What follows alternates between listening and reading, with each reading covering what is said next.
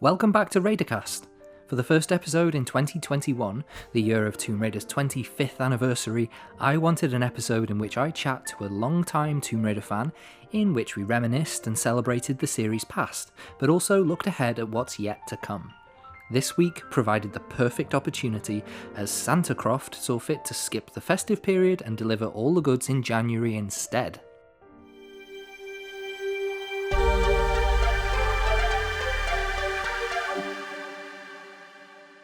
What a year 2021 is shaping up to be. And to briefly recap, the first week of January had fans poring over Core Design's lost Tomb Raider anniversary game, exploring the game files and just having a damn good time of it.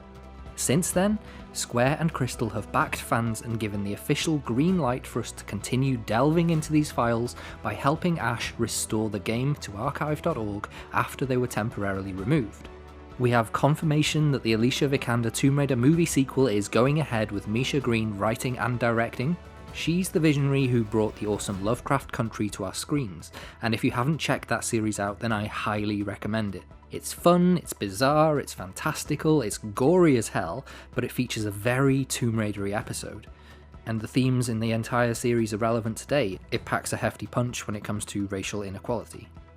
On top of that, we have the news that the writer of the Witcher TV series is bringing an anime Tomb Raider series to Netflix, which will follow on from Lara's adventures in Shadow of the Tomb Raider.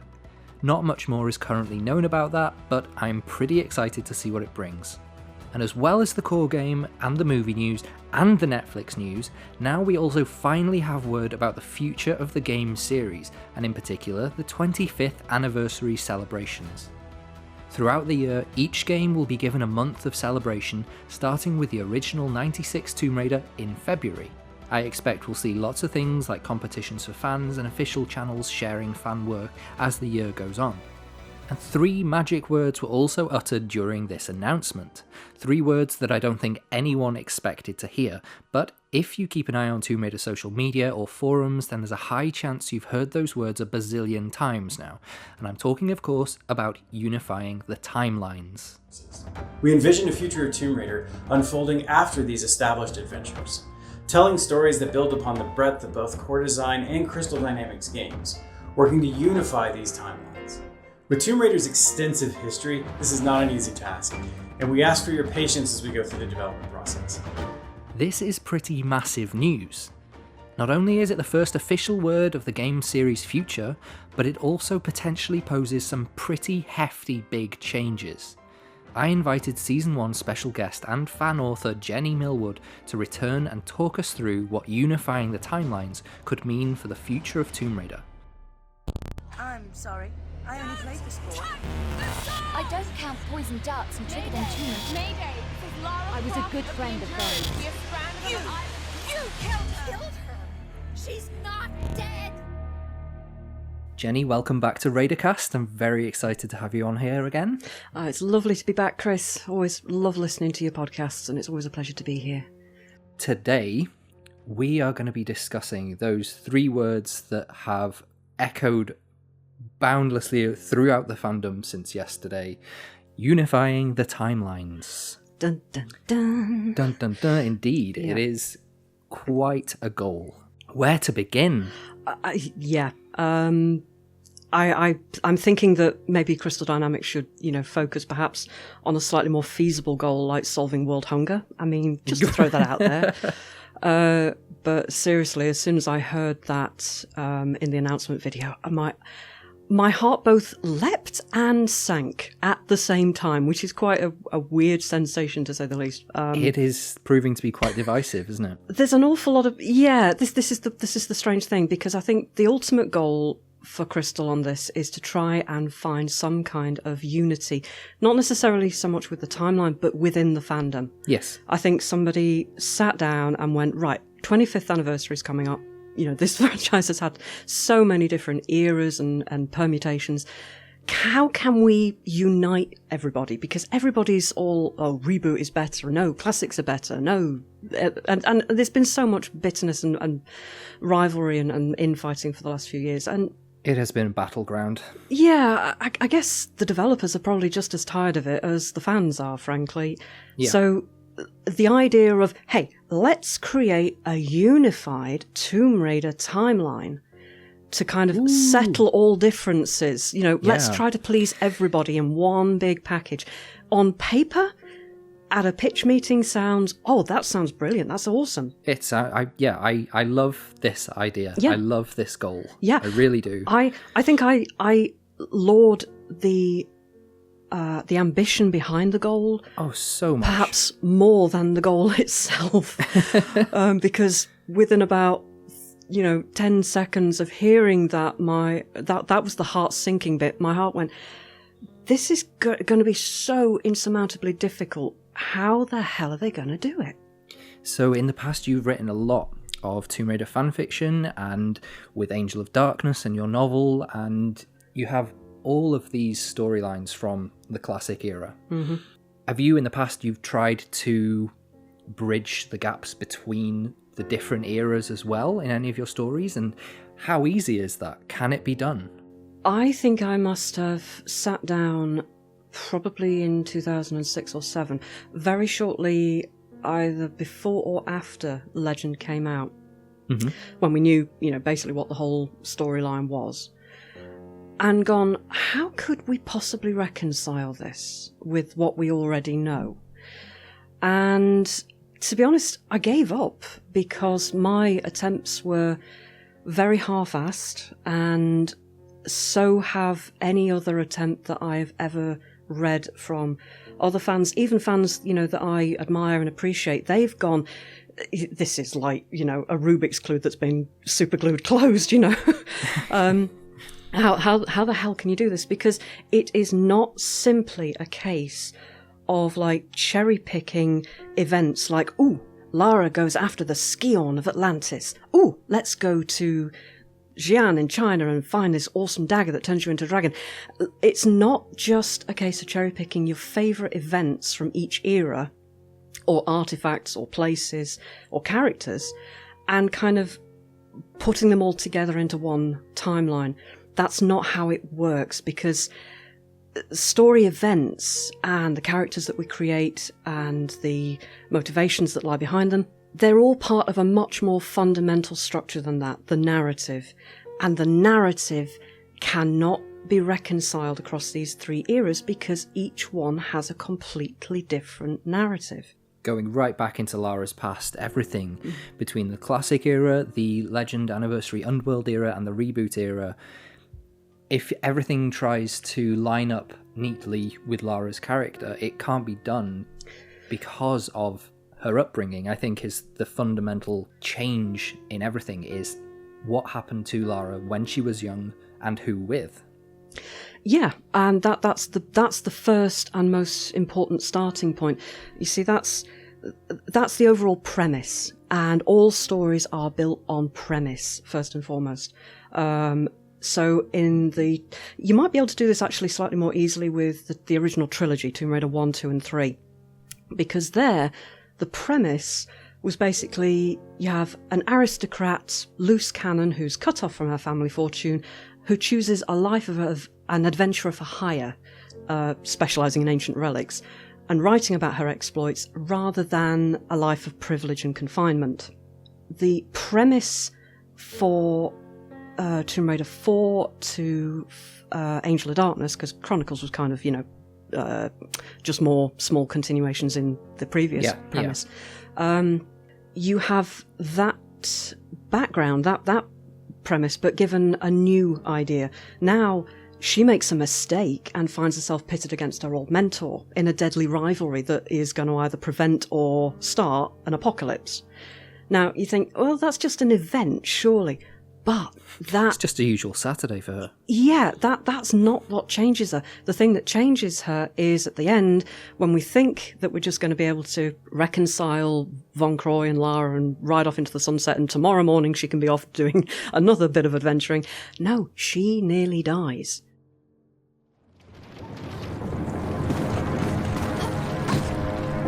Take my hand. I can pull you to safety. Good to see you again. I couldn't leave you!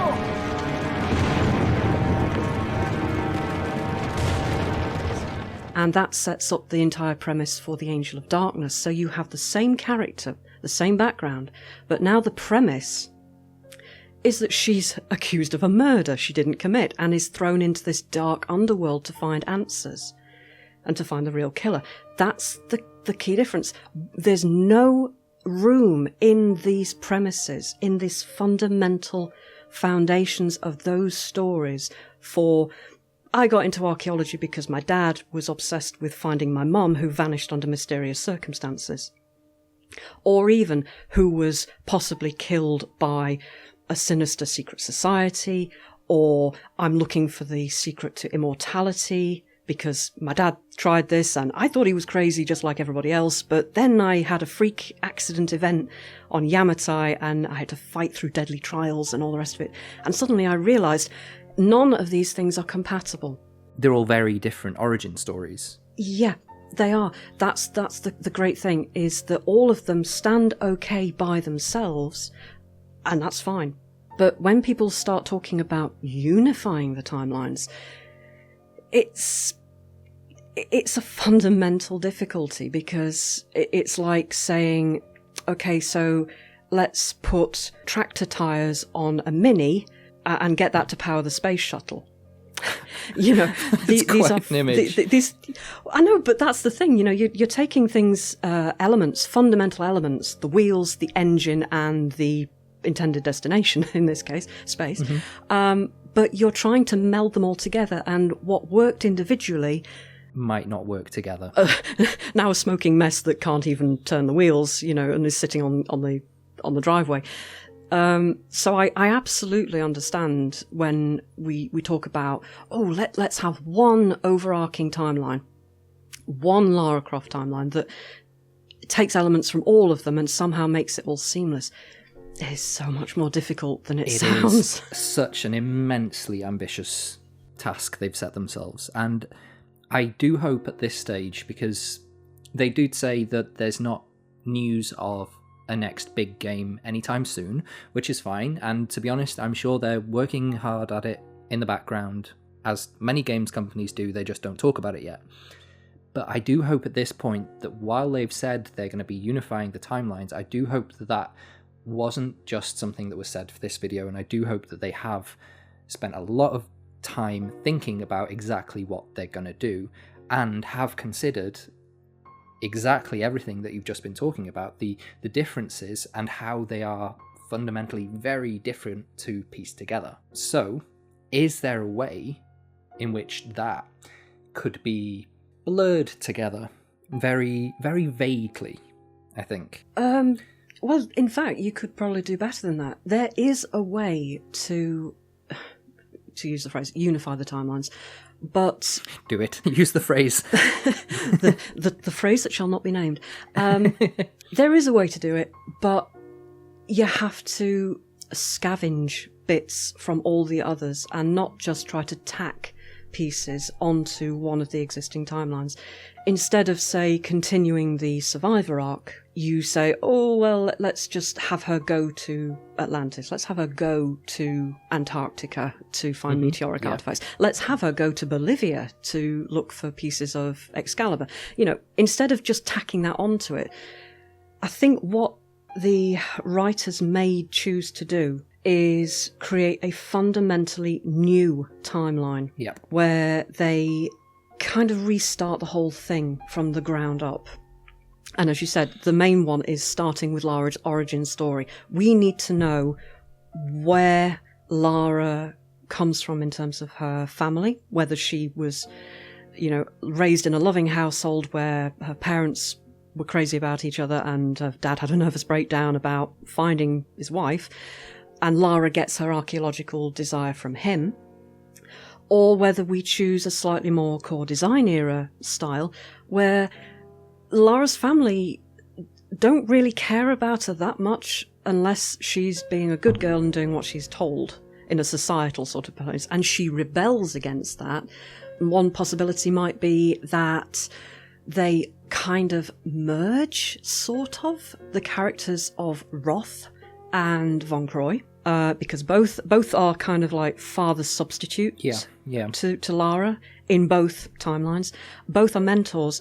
The difference is, of course, is that Roth is a pure mentor. He does seem like a nicer person. He's a pure supportive character, and in narrative structure, the mentor has to have a capital letter because it is a very, very clearly defined role. And that doesn't matter what story you're telling, whether you're writing a novel, writing a screenplay, or writing a video game. But Von Croy, of course, starts off as a mentor, then becomes a rival, then becomes a deadly enemy, and then all of a sudden we're back to square one, where he's more of a friend, and a friend with major baggage attached to it, as we find in the start of Angel of Darkness. So they need to figure out where Lara comes from and where her character gets its particular motivations from. Why does she become an archaeologist? Is it because of her family? Because that's been the Crystal Dynamics and the Hollywood line since 2001. Or is it more a kind of estrangement from family, more independent, more kind of seeking out mentors outside that family circle that is more the core design era? You can unify these, but only to a certain degree, because if you go too far, you end up with a major conflict of where Lara gets her motivations. Now, that in narrative terms is something actually that John Truby in The Anatomy of Story writes about in great detail. And he talks about it in terms of things like a character's weakness and need. So, start off with a character who has a fundamental flaw, a problem, and that can be psychological in that it's only hurting them, or it can be moral. It can be hurting them and other people.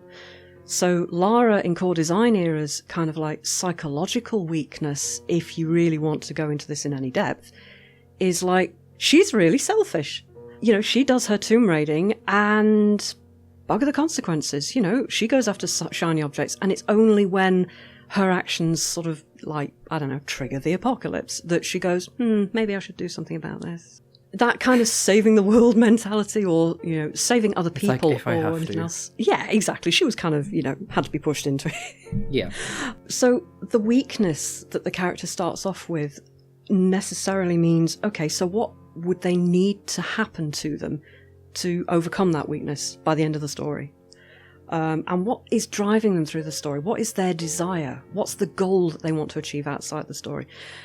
And you don't have to go into huge detail with this. You don't have to say, oh, what is their goal in life? No, what's the goal in that story? And all of these things, as again, they come back to these weaknesses and needs and desires and goals have all been different in each of the different eras. And that fundamentally means that the story that gets told in each game is also going to be fundamentally different, because it's being powered by a different fuel. It's like this car running on 4-star, this one's on unleaded, this one's on hydrogen batteries. They're all cars, they're all stories, but they are all powered by fundamentally different things. And if you try swapping them around, thinking, oh, it's a car, oh, it's got fuel, oh, we can just swap them around as hoc. No, it doesn't work like that, because they are built fundamentally differently. I think that's spectacularly said. Sometimes the simplest analogies are the best. Yeah, I think the way you just explored it then is really pretty much spot on. To be honest, one of the things that I was thinking that they could do going forwards in terms of unifying timelines would be literally to keep it as absolutely vague as possible, to do something like you were suggesting then, very selectively and carefully picking moments of all of Lara's games, but ones that don't conflict, setting this new game at some point during Lara's life. Mm-hmm. So people aren't necessarily sure then, is this a direct continuation of the Survivor storytelling? Mm-hmm. Is this set after that? Is this set after the Angel of Darkness? Yeah. But then whenever she refers to her past, maybe she doesn't refer to her parents, because then the player gets to decide for themselves, oh, yes, we're following on from classic Lara, or nope, this is definitely following on from the storytelling in Shadow. She's bid farewell to her parents, she's had that sort of cathartic moving on journey, and this is just where we're up to. She would exist separate from any kind of origin in that sense, but then listening to what you were just saying then, obviously about the fuel of the story and how her origins are fundamental to her character, could they get away with it, knowing how much influence Lara's parents have had on her in every scenario? Like, in the classics, people say, like, obviously, oh no, she rebelled against her parents, but that is fundamentally connected to her parents. She had that forced to rebel against. Yeah. So can they do it in the future by maybe not referring to such a massive event, I wonder? The ultimate solution would be to, in terms of how do we deal with this problem, is we don't. Yeah. It sounds quite simply, yeah. It's a bit of a cop-out, maybe, because when we talk about grand things like unify the timelines, you automatically go, ooh, we're going to find out how Lara became Lara. Well, given everything that we've talked about, that has some fundamental structural issues that are either very difficult to overcome or are only going to result in like a half-assed kind of story that doesn't really provide strong fuel. To use the car analogy, it would be like putting distilled water in the fuel tank. Yeah, it's liquid, but it doesn't really have any punch to it. You know, Yeah. It doesn't matter how much you prod it and turn the ignition. It's not got anything, driving it forward. And we're talking about things like conflict and opponents, self-revelations, new equilibriums, all these different aspects of characterization that drive story forward. I mean, one of the things I might be tempted to do if I was Crystal would be to go, okay, Lara from Tomb Raider 1, 2 and 3, nothing fundamental to her character or to her motivation has changed. So what Crystal might do is to apply that similar tactic to a post-Shadow, my parents actually did support me and I did follow in their footsteps type of Lara. I'm not sure what the future has in store, Jonah, but whatever adventure's on the horizon, I can't wait to meet it. Where that Lara, as you said earlier, has kind of moved on from the whole parental issues. She's solved the mysteries, she's laid her parents to rest, she's, fixed their reputation, and she can now go back to the manor and, get a cup of tea from Winston and go, Get in the freezer. what do I do now? Yeah. Poor Winston. Who let you out? Yeah. But, she has like a fresh start, or the potential for a fresh start at the end of both Underworld and Shadow, for the fundamental reason that she's dealt with the parent issue. And so we could easily see from then she go into more of, you know what, I kind of getting bored with the aristocratic life, and I'm getting party invitations, I'm getting marriage proposals, I've got this Earl from Farringdon who won't go away, And that could be an interesting and totally plausible, totally fine motivation to then take up risky adventure-sounding commissions to find dangerous artifacts from places where nobody else can go or even knows about. So she can then bring her archaeological knowledge to the table, she can bring her confidence to the table that she had by the end of Shadow. So, yeah, we could kind of continue that way, but yeah, that sort of avoids the whole origin story again, doesn't it? It kind of favours the parental origin story, supportive parental origin story. I should clarify. There's another theory that I'm seeing, and I don't know how I feel about it yet. I think one part of me is very intrigued. So basically, it is a multiverse theory. Uh-huh. All Laras do exist separately in their own little pocket universe, going off on all of their adventures. And this unifying the timelines would be somewhat of a narrative way of joining all of those different story threads, that at some point in each one of these Laras' lives, they find a looking glass, an artifact, something that bridges the gaps between all of these different realities, and they somehow merge.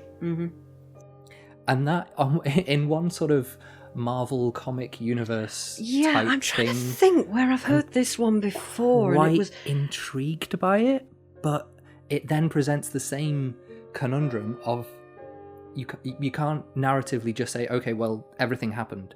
All of those pasts are now joined. She is now just one singular character going forwards. Yeah. Without addressing, well, what does that mean? Mm-hmm. What was her childhood like? Yeah, and to reference the aforementioned film that you were talking about, that was sheer genius from a storytelling point of view. It's Into the Spider-Verse, in case anybody is still wondering. There we go. Now, I am not, just hold my hand up here, I am not a massive comics fan, and so I didn't know that much of the background going into that, but I was blown away by the narrative elegance with which they handled that. They had a beautiful, apt MacGuffin for a change, instead of it just being, a shiny suitcase. That actually performed a narrative function that brought all these multiverses together. Give us different versions of the same character. It provided a perfect explanation as to why they were suddenly all thrust into the same story together. And by the end of it, it reconciled beautifully, but here's the crick. It resolved by us focusing once more on the one character that we'd gotten to know from the very start. So it didn't so much unify the timelines as just justified and validated their existence. Now, in terms of Tomb Raider, we could have a very similar setup. There is nothing in the Tomb Raider universe preventing us from finding an artifact that does the same thing as a particle accelerator and blowing open the dimensions so that Lara suddenly sees and meets and interacts with other versions of herself that are different, but somehow all under the name Lara Croft, all go crazy for adventures into ancient temples and stuff. I will say now to people listening or watching this that if at this point you're thinking, no, that's too far-fetched, that couldn't happen, this is a universe in which Lara has a doppelganger, in which case there are Atlanteans, there are aliens from different worlds, there are literal other pocket universes. What do you think happens in Tomb Raider 2 when she steps into the floating islands? Like, what on earth? Well, according to Simon Bucher, that was possibly a hallucination brought on by inhaling mercury fumes, but you know what? That's the thing, though, that the Tomb Raider universe does allow these absolutely awesome, crazy things. That's the beauty of its premise. Yep. And again, premise is one of the most, if not the most, important fundamental underpinning of any story. So we have to say that could be allowed. We're totally fine with that as a possibility. But there are two big problems with this. One is that, you know what, the Spider-Verse already did that, and every single person who sees that unified Tomb Raider using the same setup is going to go, hang on a minute, Marvel did that first. But the other problem is you are going to have to end the story at some point, and you're going to have to end it with one character. Yes. And that character has either got to stand by themselves, here's 3 eras of Lara, pick one, or be some kind of weird Frankensteinian monster of bits cobbled together that don't actually work properly together. Not because they're not cool ideas. God, some of the things that Lara Croft has done in her adventures in all eras have been awesome, absolutely great, but you can't just cherry pick individual components and bolt them together any old how. That's just not how stories work. I applaud so much everybody who has ever thought about trying to unify any of the Lara Croft eras. I mean, this was going on literally, as I say, the minute Legend started to properly sink into the fandom's consciousness. People were like, oh right, so this is a totally rebooted trilogy, but maybe we could make it so that it's one? I totally support anybody who says, you know what, let's try and do this. Is that what this is about? Closure? Isn't that what it's all about? Why we dig up the past? To understand it? What do we realistically expect this will play out like? Because personally, and I think as much as I love conspiring about different theories like that multiverse one, I literally think what will happen will be effectively a brand new reboot, but I don't think they will call it a reboot. And I think what we'll get, at least in terms of Lara, they are going to give us a Lara who behaves like all eras of Lara. I think we are going to get a character who has her bow and arrow, who also has her pistols, who is introspective and thoughtful to herself. Maybe she's a kind person when needed, but I think there will also be a ruthless, selfish streak that goes through her, that she will have. Basically, I think she will have an attitude problem when it comes to people who are trying to get in her way. And I think that from a character, I think that is what we can expect in the future. But that doesn't really talk about the story and her background, but I really think that's what they're going to do.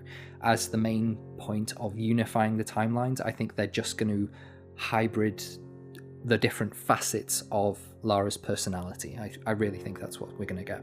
Yeah, I agree with you. I think that realistically, the best we could probably hope for would be to not wipe away all of the previous eras and what's happened in them, but basically to meet a Lara who has moved beyond all of that, who has done all of those adventures, but now isn't going to talk about them because she's on to the next thing. And if there are any references to those events, they will be made in only the vaguest, like Easter egg terms. Oh yeah, super vague. I don't think any of those things are going to have to be fundamental to explaining Lara as she is now.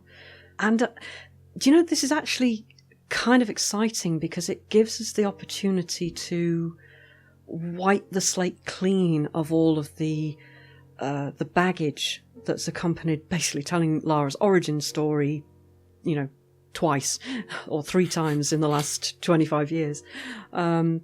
Realistically, the unify the timelines is probably most feasible with just a kind of a soft reboot where we kind of cherry pick our favourite memories from the previous 3 eras, but we don't actually examine them in any detail. We just sort of validate them and acknowledge. All of this stuff happened and it was great and all the rest of it, but it doesn't matter now. We've moved on from that. And none of those origin stories kind of have any say in what is going to happen in this story going forward. I think that's both realistic and probably the only feasible option that's open to the writers, to be honest. I think that's a really exciting prospect as well. It's a clean slate, a brand new start, and it leaves room for some great brand new storytelling. Yeah, let's be optimistic here and not go, oh, this is impossible, we can't do it. No, it can be done. Just maybe don't get your hopes up for, you know, we're talking about Trinity somehow being involved in Eckhart's plans to raise the Nephilim, or, you know, Excalibur somehow being connected to, you know, the Dagger of Xi'an or anything like that. That I think is the most realistic thing we can hope for. Well, Jenny, it has been an absolute pleasure talking about this with you. And same to you, Chris. I'm always up for this sort of thing. I hope as well that whatever happens, we get some really damn cool gameplay. Agreed.